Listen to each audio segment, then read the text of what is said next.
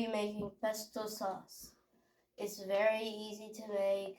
All the kids like it. You could use it for pizza, burgers, chicken, sandwiches, and it tastes amazing.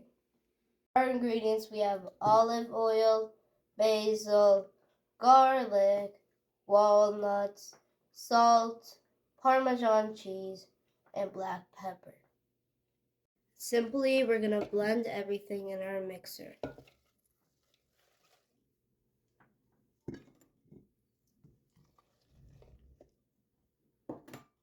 Walnuts, salt, Parmesan cheese, black pepper, and olive oil.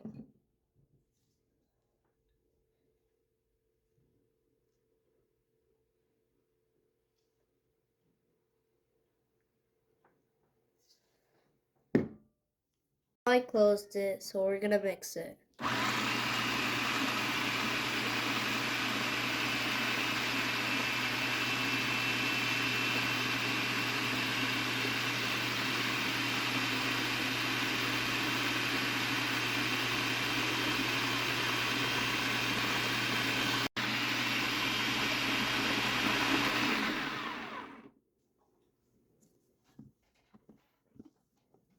Now we're gonna put it in a jar.